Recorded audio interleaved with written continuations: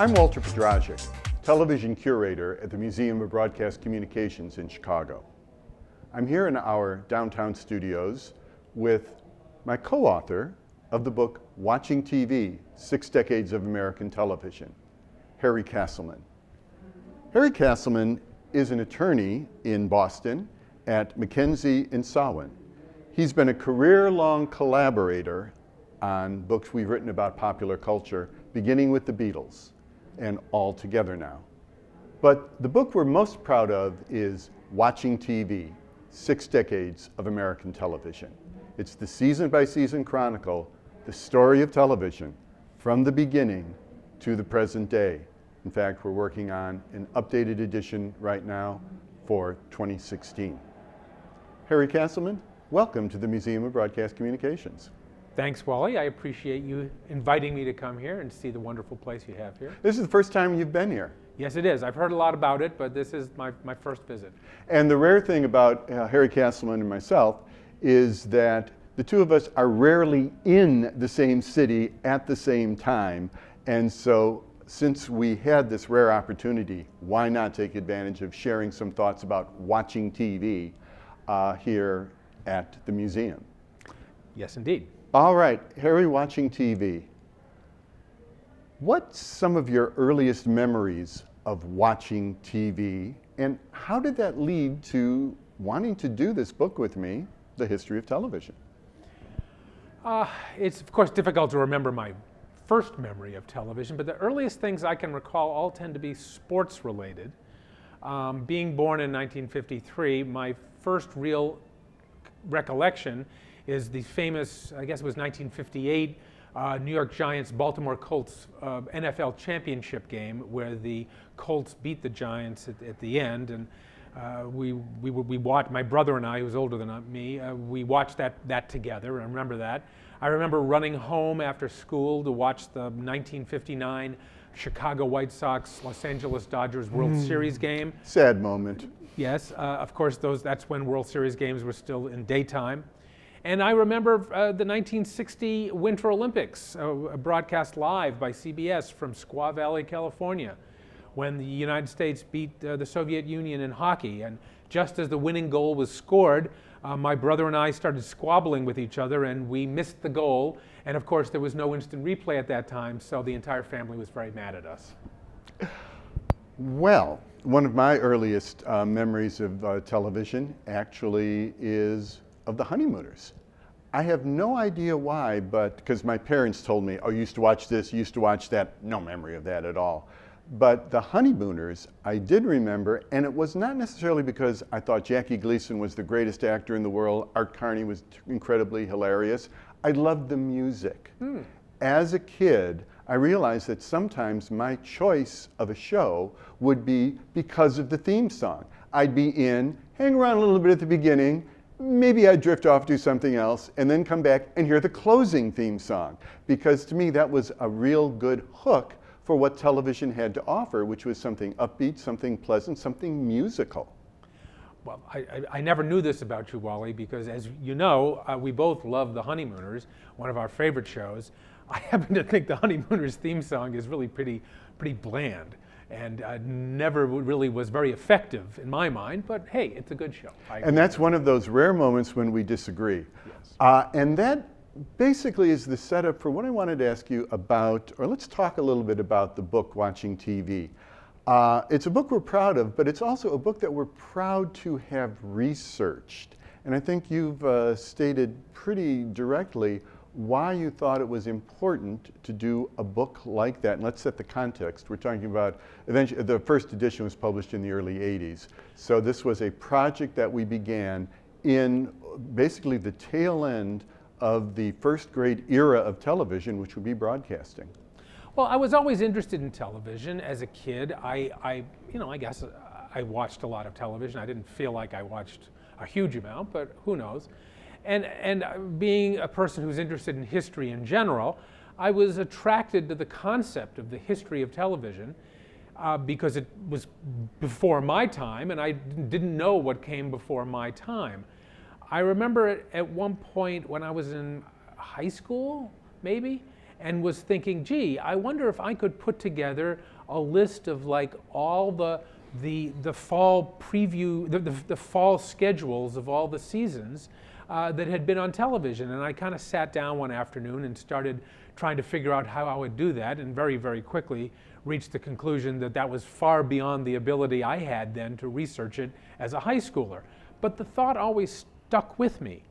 And so later on, when you and I, after we had done some books on the Beatles, we were trying to decide what to do next, and the thought of a book about television history always attracted me because, and again we're talking now in the late 70s, there was virtually nothing on the history of television in print. There were a couple of books. They tended to be a little bit more academic or focusing mostly on the industry itself and the technical aspects of it, which are very valuable and helpful. But our point of view was, yes, you have to tell that aspect of the story, but gee, to the viewer, the home viewer, the most important figure, the aspect of television is what's on television, why you watch television. And so we thought that why isn't there a book that tells the story of both, of the background, the industry, the technical nature of television, but also what was on television. And so we sat down to write this thinking that we can't believe no one's done this yet, and kept thinking that somebody was going to come out and do it and beat us to the punch. And nobody did beat us to the punch, and you know, what is it, 30 years later, still nobody's beaten us to the punch. Well, what was most striking about it is we instantly knew how the story had to be told. That's one of the shortest book planning conferences that we've ever had. I mean, it took 30 seconds because I think we both instantly knew exactly what had to be told. The little niggling point was getting sufficient information to be able to accurately tell that story. And also something as simple as, where do you start? And appropriate to this museum, the Museum of Broadcasting, our lower floor is radio, this floor is television that we're on with the studio right now. And it became obvious very quickly that if you want to understand television, you have to understand radio. And to understand radio, you have to go back. Yes, I mean, you know, at the beginning, I kind of smugly felt, well, I'm familiar with a lot of the big hits of TV from before my time. I knew about Milton Berle and, you know, I Love Lucy. And, you know, surely I could tell this story, you and I could tell this story without a great deal of effort. Well, of course, that wasn't the case. Fortunately, we were living in Washington at that time, and we're very close to the Library of Congress. And we spent days, weeks, months, I don't remember now how long. It was almost a year. Almost a year, going to the Library of Congress and digging into their repertoire of material, of old magazines, newspapers, industry reports. I remember we found the actual bound copies of the Nielsen TV ratings digests that came out that would go to the industry, and of course it listed exactly what was on network television at what time and so forth, which helped us put together the schedules. The schedules that you'd always dreamed of doing. That I always dreamed of doing, and wound up, at least for the fall season, in watching TV, because as you pointed out at the beginning, how we structured the book was going season by season. A chapter for the 1950-51 season, for the 51-52 season, and so forth. And so that kind of fell into place. But then, as you said, telling the story of how we got there. How did TV start? And obviously you get into radio, and how did radio start? And so we loved it. We immersed ourselves in looking up history in the Library of Congress, to finding out, you know, how had the radio networks begun? Where had they come from? How had radio broadcasting begun? How had the NBC, CBS, where did ABC come from? I didn't realize that ABC had come as an offshoot of NBC when NBC had two radio networks. I never really knew that there was a Dumont television network that existed in the old days.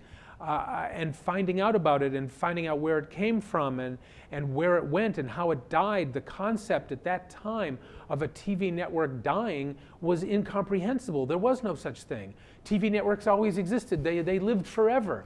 There was no such thing as a TV network dying. And so I became fascinated with, well, how did the Dumont network die? What happened? Did they have like a sign-off in which they said, that's it, we're done, goodbye, go home? And of course, it didn't really work out that way. It sort of petered out, but it was fascinating to research that. And trying to put that all together was like a gigantic jigsaw puzzle, which was great fun, and we learned a lot, and then passed that information on to the readers. And one of the aspects that I'm particularly proud of is the joy of telling the story. You had mentioned that there have been other books, some academically, purely academically oriented, focusing on the industry. When they focused on the industry, they tended to be almost dismissive of the programming. That is, well, this is like beneath us to talk about. Let's talk about the money-making aspect. Let's talk about the technological breakthroughs. But we could not ignore the joy of being a television watcher, because people don't watch networks, don't want to disillusion them. They don't come in and say, boy, I sure hope ABC does well this year. It's, I want to see the latest episodes of my favorite series. But beyond that, the joy of telling the story that we ourselves were coming across for the first time. And you don't immediately notice this unless we point it out, but we set ourselves an interesting discipline, which was we weren't going to cheat on the story. That is, it's a season by season, forward progressing story. And for instance, if you read a typical write-up about the quiz show scandal of the 1950s, you introduce the concept of quiz shows and immediately it's scandal.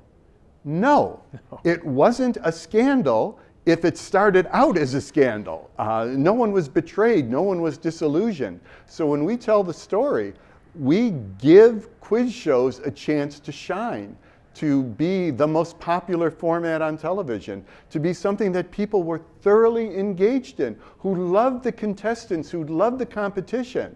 And first, you have to tell the story, as you say, you have to show the rise of quiz shows and how quiz shows made the networks get rid of some of the public affairs programming. See It Now, the famous program from Edward R. Murrow on CBS, it had been a primetime series on Tuesday nights, I think, until the $64,000 question suddenly came on, and then the time slot that See It Now had became too valuable for CBS, and they kicked See It Now to Sunday afternoon, the so-called egghead slot. That was before football took over Sunday afternoon. That's right, when Dumont was still broadcasting Sunday football.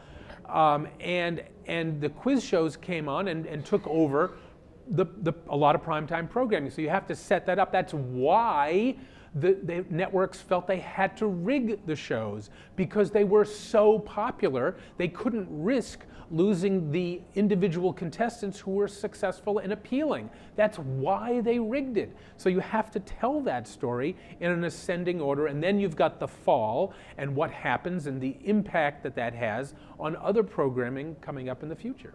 And of course, the they in the rigging is always people looking another direction. In other words, you don't have these planning meetings saying, let's rig this so that we maximize our return.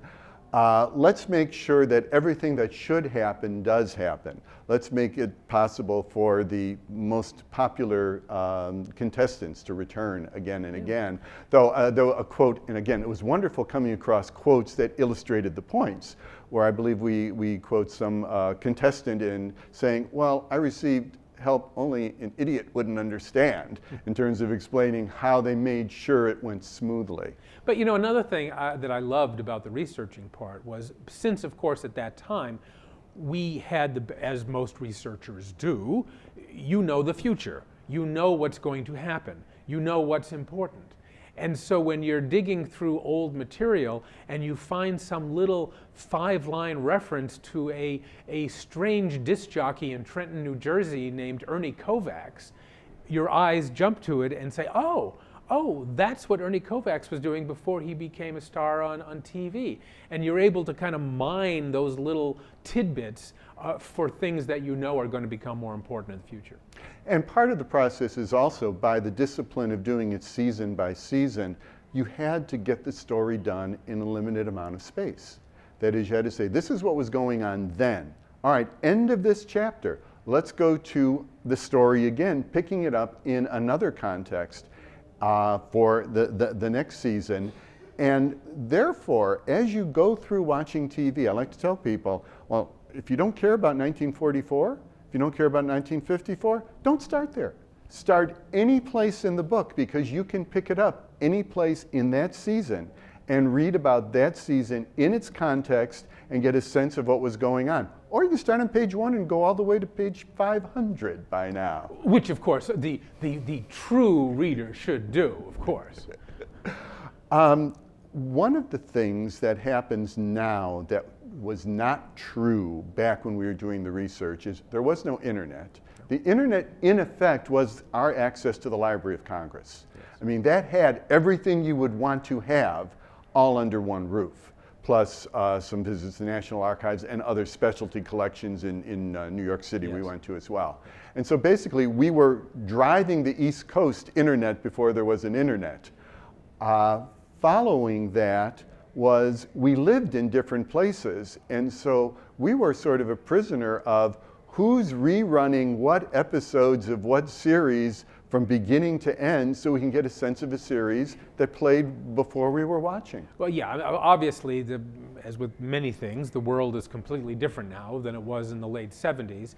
TV is, of course, hugely different, and the ability to research and look up things has changed markedly, of course. That's an understatement. And so while it was difficult for us to track down some things, we did a pretty good job, I thought. But of course, that's what's so wonderful now, is that now anybody can dig out, not anything, of course, but if you're reading about a show from the past now, you can go look it up or see a clip of it on YouTube or whatever, and which I think is fantastic. And I love it just to be able to see, oh, you know, I remember we said such and such about this show. I wonder if I would really still feel that way. And fortunately, in most cases, when I dig out a clip, I go, yeah, right. No, I think we got it right. And it makes the joy of television watching something that's very tangible now. That before we would have to try to describe what was going on, then someone can tune in. For instance, I teach at the University of Illinois at Chicago, UIC, in the comm department, and I have a history of television and a future TV course. And one of the things about the history of television that's a challenge is to try to engage the students in stuff from the 50s. But you come across some dramas, I'm thinking one in particular of a business drama called Patterns, written by Rod Serling. It still works. I mean, they come in and said, I didn't think I was going to be interested in that, and I was thoroughly involved in it.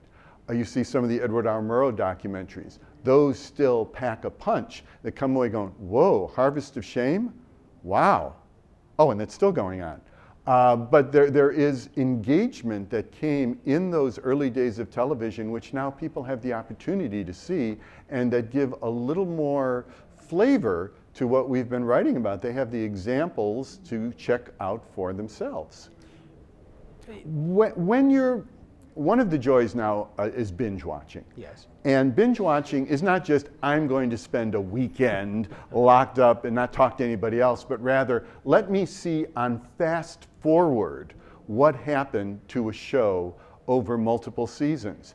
And it's then that you start to get a greater feel for how these things are constructed. Yeah, I mean, I think to me, we've just glossed over probably the biggest change that has happened to television since the beginning is, of course, in the beginning, or in the early days of television, the viewer was completely out of the loop. The viewer was controlled by the station schedule, the primetime schedule. Either they happened to be home and watched a show, or that's it. There was no videotape. There may not even have been reruns. Now, certainly not for live productions. Right. And if there were reruns, they weren't on for weeks and weeks and weeks. That, of course, is now completely upside down. Now, because of the ability of DVRs or accessing things through streaming or DVDs, you can watch almost anything you want whenever you feel like watching it. And that is the biggest change in television since the early days. And so the ability to binge watch, to watch marathons on television, if you will, or to create your own binge watching through streaming or DVDs, it's wonderful if you want to. You don't have to do it, but to get that ability to follow a story arc, to see a show change, whatever, is wonderful and allows anybody to kind of get a grasp of the history of that show or what was going on at that time. And the other thing that by taking a historical perspective, even on the early days of technological choices or programming choices, is you realize that there was that desire, perhaps not articulated by the audience, to do just that. One of the early ventures of syndication would be not just new material created for first-run syndication, but here's I Love Lucy episodes. We're going to run them. We're going to run them in the afternoons. We're going to run them in the evening. We're going to rerun them and rerun them and rerun them, and people like that. So the idea of binge watching starting in the internet age, yes, on fast forward, but it was there as part of the mix for the longest time. And also it sort of set up people to view television as almost like editions of a magazine or books on the shelf where they were all sort of equal. I mean, if you were watching MASH during its first run time, there was a point at which CBS had MASH reruns in the afternoon, MASH reruns in late night, MASH itself in prime time, and if you were a fan of the show, you sort of didn't care which one was the latest one, because all of them were opportunities to visit with MASH. But of course, the other big change that this kind of more modern binge watching allows, in many cases, is the sort of dirty little secret of the television industry, which was all along the television industry, much like the radio industry before it, was built on the premise that show producers and networks were going to be able to deliver to advertisers a stable set number of eyeballs, of people watching the show. They could guarantee the makers of Palmolive soap that X million people would watch this commercial on this show at this time of the week. And so the advertiser says, okay, fine, based on that assumption, I will give you X dollars to be able to create this program to attract viewers. Well, now that whole bargain has begun to collapse. And people want to be able to zip through commercials that's on their DVR. They don't want to have to sit through and watch them. Or they want to stream things and not have to watch ads. Or they'll pay a little extra to watch something like HBO that doesn't have ads. And so the industry is now at the point of like throwing up its hands and saying, well, what do we do? How do we work this business model? And that, of course, is the part that no one knows the answer to at the moment. We don't know exactly where we're going. We can see that things are changing, but we don't know where it's going. And in terms of the answer, there are multiple paths, none of which is a certain path. Right. And in fact, that's one of the things we grappled with in terms of looking towards the future, is say this, or this, but none is guaranteed. Yeah. A pivotal moment, if you're looking back in TV history, I always point to the so-called Betamax case, in which that was the first time that this imprimatur in the mid-1980s was given to home consumers to say, you have a video recorder and you could use it without any problem whatsoever. And I know we've referred to it that way, but I view it almost slightly differently. Okay. In that, to me, and let's explain for those of you at home who don't recall, the Betamax case was when video recorders, there was another form of video recording called Betamax, which was an alternate version, was becoming popular. The TV show producers, the production companies, didn't like the fact that regular home viewers were able to record on their own and keep and show to other people and watch whenever they watch programs that had been broadcast on over-the-air television. And they tried to stop that practice by suing, and it went up to the Supreme Court, and the Supreme Court said, no, that's okay. Now, it's fair use, basically. It's fair use under the Copyright Act. But what that meant to me was not so much that people were sweating it out, saying, oh my goodness, I'm afraid the police are going to come in and arrest me and throw my video recorder out the window. What it was that it was for the first time that the law allowed, or that it was granted, that people can create a TV schedule on their own. It was the declaration of independence of the home TV viewer, and saying, I'm going to be able to rip up the TV schedule and record and watch whatever I want whenever I want to. And that, to me, is the importance of the Betamax decision. It's the first break in that chain of slavery that we had to the TV networks. We are able to operate on our own, and of course now you see where we are now. Well, and the other part of that declaration is that it illustrated that the public was ahead of both the business and, in a way, of the government regulators, saying, this is what we want. You guys figure out how to make it work, because we're going to do it, no matter what you're saying. And that's what actually we're in right now. Yes. Is we collectively have figured out what we want television to be. And you know, sometimes we will pay. Sometimes you give us the right package, we're going to pay for it. You give us the right presentation and we'll sign on and subscribe. But we're going to decide that, not you. So you figure out how to make it work. And as I think we've talked about between ourselves, that's kind of the rough lesson that the music industry has learned and is still in the process of learning, when people just simply, once technologically people were able to download music off the internet, they said, I'm not buying albums anymore. I'm not going to buy singles anymore. I'm going to buy individual songs or get my hands on individual songs. And the music industry, of course, was turned upside down on that and is sort of now started figuring out how to deal with it one way or the other. The TV industry is still in that process of figuring out that people are going to watch or want to watch what they want, when they want to, and how they want to, where they want to, on whatever kind of device they want. And the TV industry is being dragged, kicking and screaming, into trying to figure out how to do that. How does business work in that model? How can we make money under that premise? And I'm sure that they will figure something out that will be acceptable, but we just don't know yet.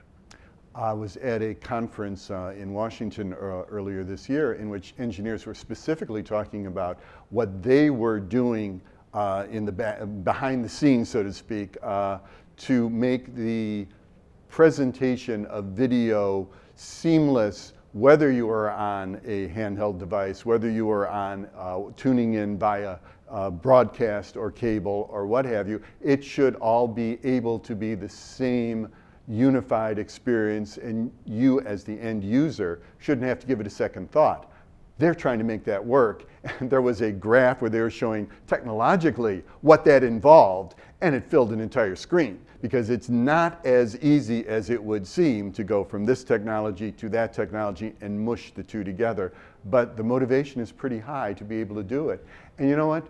Media CEOs are still among the highest paid in the country. So the business is doing different things, but it's still doing okay. Well, I had the pleasure when I was in law school to take a course in the broadcast industry law from Sumner Redstone, who is now, of course, basically the owner of CBS. And I got to observe him close up, and I was like, this is a sharp guy. He knows what's going on. And unfortunately, I never did latch on and become his protege. But nonetheless, he's still doing pretty well running CBS. But yeah, as the view of history that we get from this, as I was kind of pointing out in the past, you go through these eras in which you think, well, the status quo is going to last forever. It's always going to be this way. ABC, CBS, NBC, that's it. That's all there ever is going to be. And then, of course, that changes.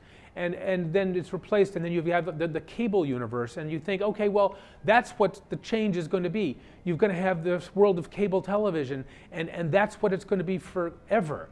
And now we're seeing that no, that's not the case. In fact, now you're starting to get the feeling that the cable industry may be jeopardized because of the new streaming technology, wireless technology, in which people don't really necessarily need cable companies to get programs. Fortunately, they'll just go right across the street to the provider of internet service, which in some cases happens to be the same owner as the cable company. Yes. Let me ask something that we shared recently, which was there was a binge presentation of The Fugitive. And it ended with one of the most famous conclusions to a TV series, and that was a two-part episode called The Judgment. You were in Boston, I was in Chicago, we were both watching it. And we talked about it afterwards, and this, I think, is an example of what binge watching, historical context, can bring to the appreciation of a drama. Namely, we asked the very simple question, is this really good? Is The Fugitive as good as we remembered? And was this final episode as significant as we thought it was back then? I think we basically concluded yes on all fronts. Yes, I mean, I know this may be sort of an old fogey talking here, but I loved The Fugitive as a kid. I thought it was a great show. The premise, the doctor wrongly convicted of killing his wife, pursued by the police lieutenant, obsessed with his capture, et cetera, et cetera. It grabbed me as a kid. I loved the ending, seeing the vindication of Dr. Kimball, Richard Jansen, David Jansen. And then seeing it now, I still thought it's a very effective program. Of course, the technology is different, and you look at it and you go, gee, if they only had a cell phone, they could have cured all this problem here. But as a story, I mean, that's the same thing with any kind of story. You read, whatever, War and Peace, something from Dickens. You appreciate, it's about an older era, but it's still a good story. A good story is a good story no matter when it comes from. And to me, and I think to us, The Fugitive is a very effective storyline. The characters are instantly appealing and entertaining and interesting. And just you think of, what would I do if I was in that situation? How would I react? And watching it, I still felt, even though, of course, I knew every little moment of what was going to happen, I got caught up in watching the ending again and seeing him succeed and get vindicated. And I mean, it's a great, they lived happily ever after story. But nonetheless, it was a great series. It was worth the fact that it was the highest rated TV show at that time, and it kept that record for a number of years, I think until MASH. The MASH finale of 81, 83? And The Fugitive ended in 67. And the fact that, I had fallen in love with it at the time. I had recorded it off the television with my, home tape recorder, audio You're talking about audio only. Audio only, of course. I had recorded it, the sound off the TV because I loved it. Anyway, it's still a good show. I still think anybody who spends a little time or wants to watch The Fugitive, it's worth it. And in particular, the historical context we brought to it was daring at that point to actually end a series. One of the things that I did not know, I had not heard this story before, but looking at stuff on YouTube, I think, around the time The Fugitive finale ran a couple of weeks ago, I found an interview with one of the top network programmers or executives at ABC, and talking about the genesis of the Fugitive finale. And he was saying that, the show had been on for a number of years, and they were thinking it was about the end of its run, and David Jansen, the star, was getting tired and wanted to... Because he was in like every scene. He was in every scene. He wanted to do something else. He was tired of it. And they came up with the idea of actually concluding the series, saying, all right, the whole premise of this series is this guy on the run, avoiding getting captured by the police. Let's do some kind of wrap-up where the story is concluded. And he went to his bosses, and they looked at him like he was crazy and said, well, why would we want to do that? Series didn't do that back then. They just ran until they were canceled, and then they ended, whether they were in the middle of a story or not. They didn't care because people didn't think of television as being a long-lasting medium. It was a very temporary medium, that it was watched. Maybe the show was rerun once in the summertime, and that was it. It was out the window. They didn't care anymore. And then it was a perpetual rerun syndication. An afternoon syndication. But that was... Nobody cared about that other than the owners of the show who were making money off the syndicated reruns. And so he had to talk the network brass into saying, no, let's do it turned out a 2-part episode to wrap up the series. And the network really didn't think that people were going to care. What was also fascinating, sorry to focus so much on this series, but of course, like now, most of the shows on network television ended their run in May or whatever. And instead of running the finale in May, they waited, they let The Fugitive run its reruns in the summer, and they ran the two-part finale at the end of August, just before the new season started, when viewership was always down, and yet it still got extremely high ratings at a time when they thought nobody was going to bother to tune in. Well, they did. And it sort of illustrated a lesson back then that people cared about television. They cared about the characters and they cared about the storytelling, and I think that's something that you and I have always tried to capture and tell back, no matter what era. And we don't say it was only good in the 60s or it was only good in the 80s. No, we love it now as well. And I think I'd like to wrap up with a finale that we've both talked about, which was the Mad Men finale. Because it seems that is an appropriate recognition of one of the strengths of television that is obviously the underpinning of the whole industry, namely ads, the commercials, the people behind them, and then of course the final product that pays for all of the things that we love, the sports and the news and the comedies and the dramas. All of that comes because someone is writing a check because they see that this is a medium to sell. And so when Matt Weiner, the creator of Mad Men, was looking for what is the happiest ending, the best, most satisfying ending that you can come up with for a TV series, he came up with what he did. And you know, like most, I think, Mad Men viewers, I'm sitting there watching the show as it's getting near its end. He's like, well, what's he going to do? What's he doing here? Where is this going? Where he was at a like an Esalen Institute retreat in the early 70s, and Don Draper is kind of having a nervous breakdown, whatever. The point being was that at the end, he finally reaches some kind of moment of zen. Moment of zen, and that's what was the beauty of Don Draper, in that he could, why he was a successful advertising executive, is because he could kind of channel people's emotions and create advertising that addressed those emotions, that could draw people in. And there he is at this, very early 70s kind of hippie-ish kind of retreat with people doing yoga and chanting Om, and you see the smile on his face, and then they cut to the famous, I'd like to teach the world to sing Coca-Cola commercial with a lot of people of all different races and nationalities on this hilltop singing about Coca-Cola, which in some ways might look funny now to a modern viewer, but that was a very historic commercial because it really was addressing a feeling about people and trying to a new world or whatever, or a more peaceful world, whatever. It was a theme of trying to draw that in with the product of Coca-Cola, which was very unusual, and it didn't have the hard sell that had been so popular up until then. It was more of a soft sell that became kind of a model for advertising for years to come after that.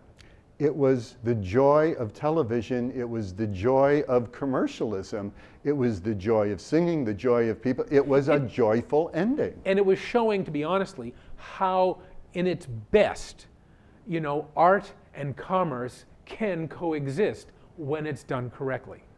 And to wrap up here, currently the Museum of Broadcast Communication has a special display of 10 advertising icons. We have a new Paul Lisnick gallery where we have the artifacts, videos, timelines, clips, etc. And watching people go into that room is almost like connecting with the people on that Coca-Cola hillside. They really enjoy this part of the television story. This part of the television story are the ads that cross all generations, cross all eras. All the icons on that display are still active. They're still part of the sales pitches of these companies. And it's fun. When I got my first glimpse of it just recently, when I saw it, it immediately struck me, that same feeling. We were talking about how we are, in our book, trying to show the value of the common, the popular programs, why they are just as important as the industry trends and the broadcasting trends.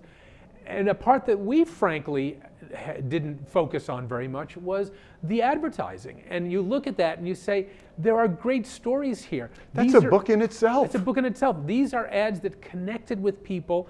again tying in with the Mad Men thing, a successful advertising strategy, whether you love it or hate it, gets into your head and addresses something that you're thinking and becomes a fond or perhaps a negative memory when you look back, but it's part of your life. And that's what television is to a lot of people. It's reflective of their life, the life in the country, and it shows it, and that's why looking back at it is important. Well, Harry Castleman, thank you so much for sharing observations about what led to watching TV, 6 decades of American television, and a long collaborative career with you. Well, thank you, Wally, and thanks for all your help, and I've really enjoyed working with you over the years. For the Museum of Broadcast Communication, I'm Walter Podrazik.